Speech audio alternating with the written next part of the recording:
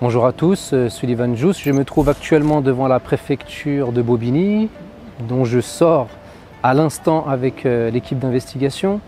Nous avons voulu porter à la connaissance du préfet les mêmes faits que nous avons dénoncés aux autorités judiciaires du commissariat d'Aulnay-sous-Bois, à savoir des faits qui pourraient être constitutifs de la part du maire de Sevran, Stéphane Blanchet, de faux en écriture publique, d'escroquerie au jugement, de détournement d'argent public et d'autres délits très graves. Et nous avons été très bien reçus par les agents d'accueil, par les fonctionnaires de police qui sont venus à notre rencontre pour savoir pourquoi nous étions présents dans les lieux. Ils ont, au vu de la gravité des faits que l'on dénonçait avec les documents à l'appui qui apportent une certaine matérialité des faits, ils ont pris attache directement auprès du préfet de la Seine-Saint-Denis, c'est ce qu'ils nous ont dit en tout cas, et qui aurait dit de sa bouche qu'il ne souhaitait pas nous recevoir, ni même nous donner un rendez-vous.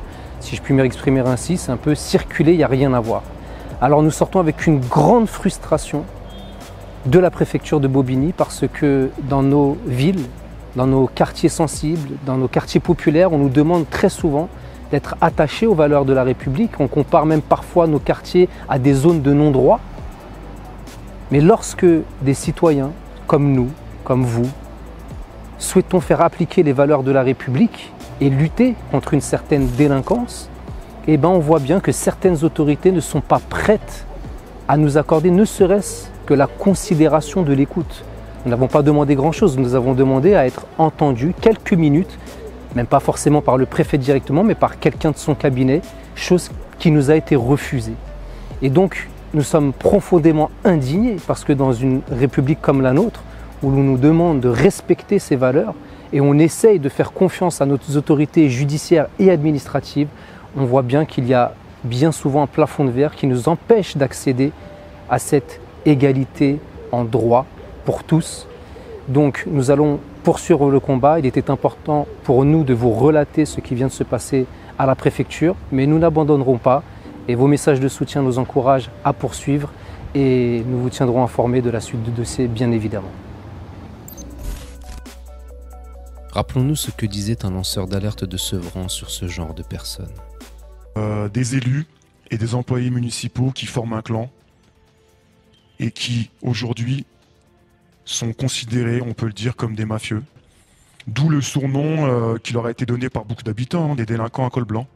Je viens au conseil municipal et je distribue à chaque élu présent une pochette qui contient en fait des dossiers pour lancer l'alerte sur la ville par rapport au clan mafieux dont je vous ai parlé. 2 heures après le conseil municipal, précisément à 22h43, ma vie va complètement basculer. Je suis menacé de mort ainsi que ma famille par Hakim. Et là, les choses sérieuses vont commencer jusqu'à aujourd'hui. Je suis menacé constamment avec les membres de mon collectif depuis 7 ans. Et les services de l'État et la justice, pour l'instant, n'ont rien fait.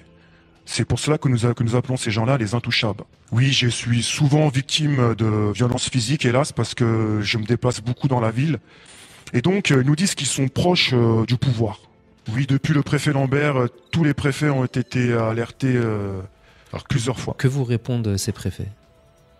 Ils nous répondent qu'ils ont bien eu connaissance de nos courriers. Mais pour l'instant, le mal continue. Est-ce que c'est vraiment vrai que nos agresseurs sont protégés par la préfecture, par les ministères? Monsieur le préfet, faites-vous partie des personnes qui passent sous silence de graves infractions et en protègent les auteurs?